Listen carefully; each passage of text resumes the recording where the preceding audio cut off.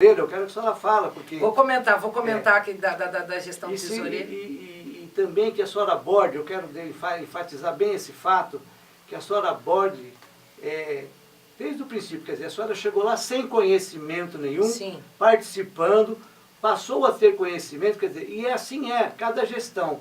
As pessoas vêm, se prontificam a fazer, mas muitas vezes não sabem como fazer, verdade, e o que podem fazer. Sim, sim, sim.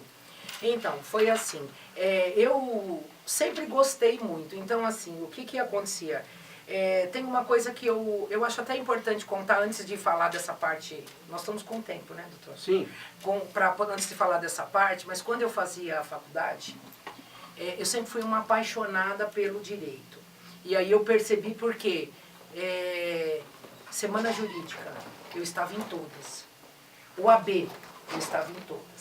E aí eu imaginava, doutor, me formei em 94, 95, 96, que a UAB era uma instituição muito fechada, que era ali no Otávio Forghieri, naquela casinha. Sim. Eu tinha até medo de abrir o portão para entrar. Por que eu tinha medo de abrir o portão? Porque eu achava assim, eu sou nova, aqui todo mundo, quem que manda só são as pessoas mais antigonas, só pessoas que têm renome na cidade, né? E eu não frequentava muito.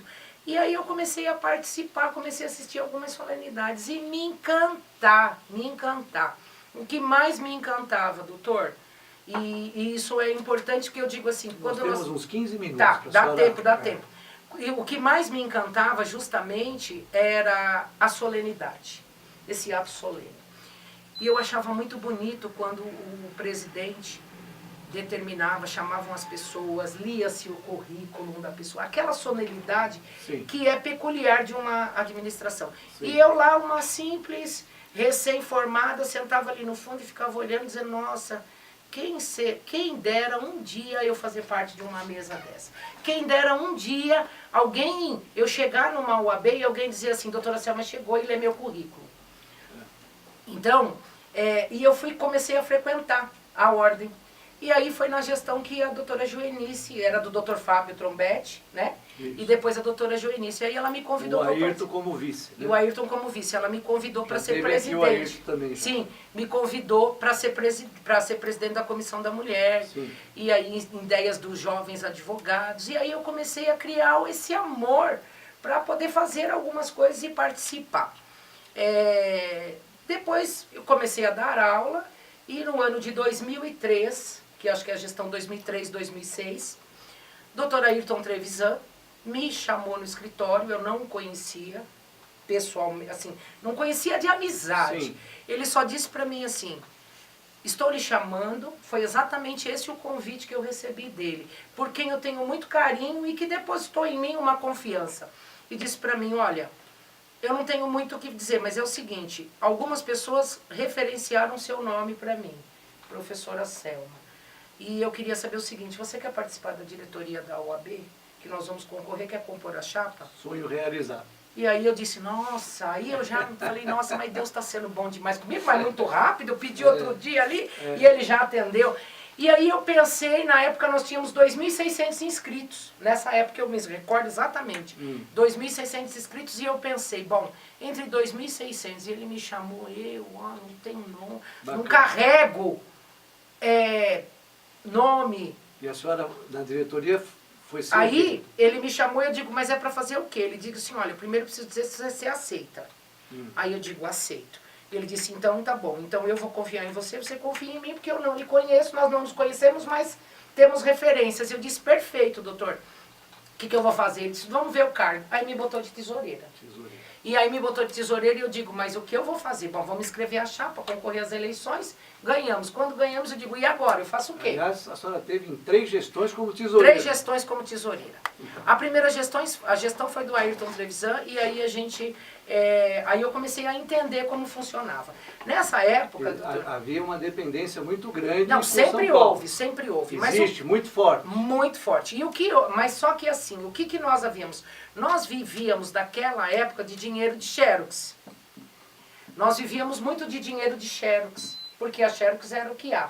Sim. E o que a gente... Até hoje, o carro-chefe. Mas só que não como aquela época. Mas o que existia naquela época, doutor, que hoje, depois com o passar do tempo, eu fui analisando e fui vendo, e aí eu fui percebendo os poderes que eu podia ter, porque aí eu descobri que presidente tem função regimental, secretário-geral tem função regimental, tesoureiro tem função regimental, vice só substitui quando chamado, secretário adjunto só atua quando chamado também, mas compõe a diretoria. Mas os 3 cargos mais importantes são esses. Aí eu pensei, nossa, tem um cargo importante aqui, sou tesoureira.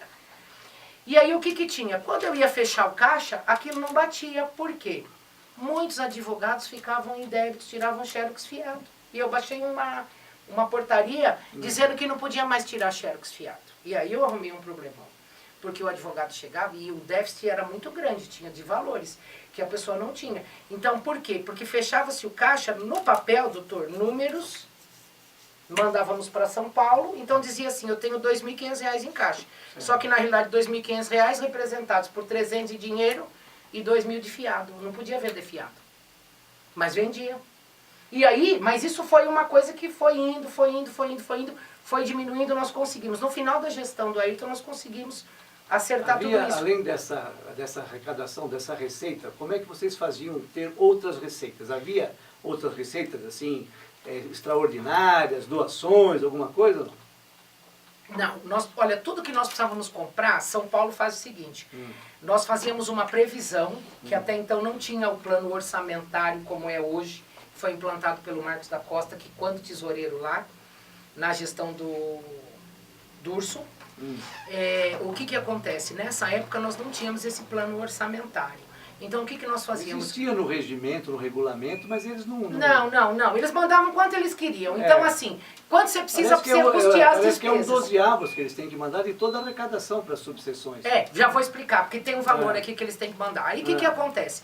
Quando eles mandavam esse valor para a gente mandava, então eles faziam o seguinte, eles olhavam a prestação de contas, eles sabiam mais ou menos o que a gente tinha e depositava um valor na nossa conta e a gente ia pagando tudo. O dinheiro da Xerox que nós recebíamos, esse dinheiro da Xerox era para a gente ter autonomia de comprar um sulfite, fazer um timbrado. Você prestava conta com eles? Com esse dinheiro? Sim, esse dinheiro, aliás as máquinas de Xerox eram todas contabilizadas com número.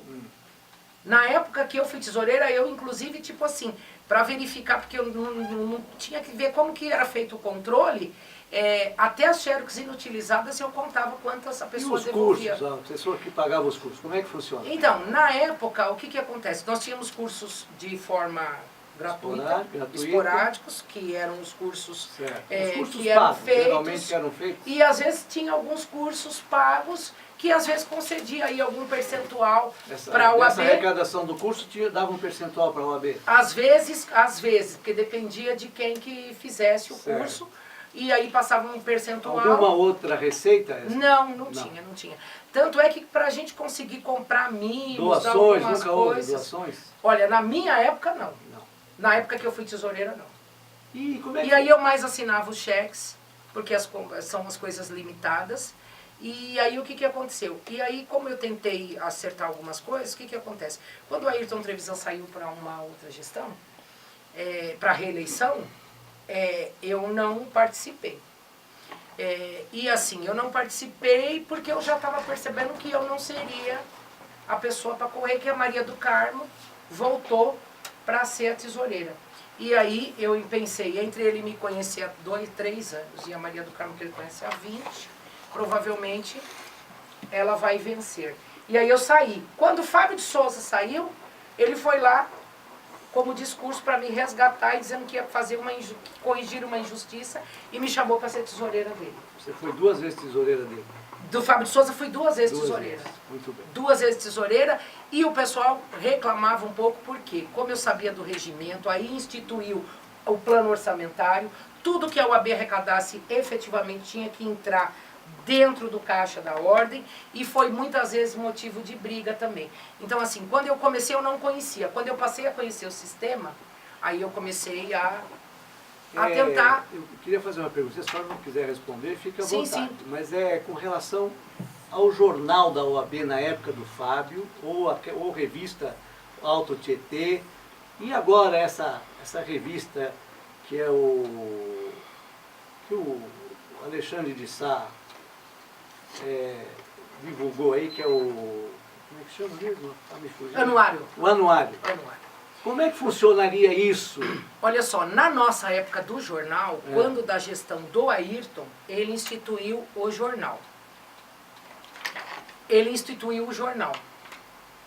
E aí o que que acontece? Nós tínhamos todas as despesas gastas pelo jornal, correio, tudo bonitinho, tudo computado no caixa. Era feito, a gente pagava a gráfica, pagava o jornal, tudo certinho. E aí o que que aconteceu? O que aconteceu foi que, quando da gestão do Fábio de Souza, a gente já tinha o jornal no orçamento. Então nós mantivemos o jornal no orçamento e continuávamos a fazer o jornal, com a verba destinada do valor que vinha para recebimento da subseção. Da seccional. Da seccional. Então era autorizado o jornal lá. Mas e as propagandas que eram feitas da prefeitura, do SAI, essas publicidades no jornal de entidades públicas? As que eu recebia, eu colocava no caixa. Certo. Eu colocava no caixa como uma receita vinculada. Por quê? O que que acontece? Tem as receitas vinculadas e que você pode utilizar. Então eles têm aquelas despesas. O doutor até uma vez me questionou. Sim. E eu lembro que eu mostrei o que eu tinha. E aí o doutor disse para mim, doutora, mas a senhora só assina cheque? Eu digo, sim. Por quê? Eles me dão um orçamento. Guarulhos hoje arrecada uma média de 4 milhões com anuidade, mas se considerar a inadimplência. O que que é repassado para a ordem? Um pouquinho mais do que 900 mil ano.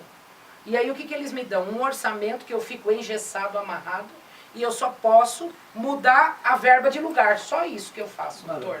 Bom, doutora, então é o seguinte, não vamos mais entrar em detalhe, tinha um assunto que eu queria abordar, mas eu quero Pode que a me senhora convidar depois que eu eu quero volto. que a senhora fale então do encerramento da campanha, né? Sim, e o que me levou a serviço muito rápido, na eleição passada eu saí candidata à presidência.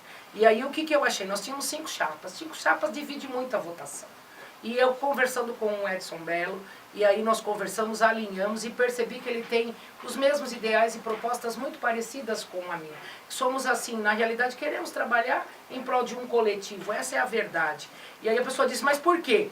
Ué, eu comecei lá, 1994, eu era apaixonada por tudo aquilo, e eu sempre gostei. E hoje para mim isso é muito gratificante.